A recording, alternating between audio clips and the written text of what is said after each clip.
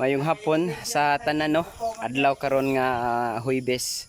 O karong adlaw akong ipakita sa inyo ha kung unsa nay gama sa gihimong treehouse sa among amahan no. O di ara. So naanak kini siya ay atop. O naapalay mga part nga butanganan pa, kulipanan kay medyo nipis-nipis padzutay. Pero okay na jud kayo di na kita mabasa ana kung moadto ta Sigbaw.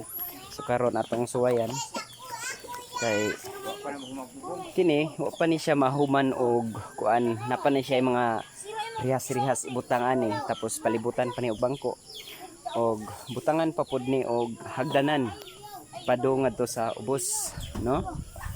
Oh ba mao na ni ang iyang hitsura nya puhon palitan na lang ni nato siya og solar light.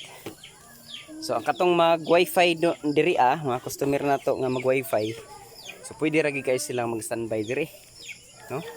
O katong mga bisita nato nga gustong moari nya kung init ang sulod pwede ra nato sila i-accommodate diri so mo na siya naata sa kahoy nga kuan baliti kung sa Binisaya pa dakit.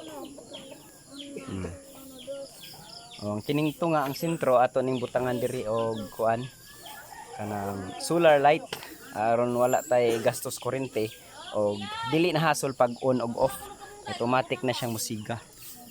Ang palibot ani butangan na ni siya og rihas tapos palibutan ni siya og bangko no aron hayahay gyud ang paglingkod nya komportable tang mo pahuway. Atong tan-awon ang igbaw nga bahin niya sa atop. Okay. Arita. Hinay lang ta. Mao ni ang iyang hitsura sa igbaw nga bahin. Di lang kaya ta magpaigbaw kay medyo dangog-dangog. No, kahinguan man.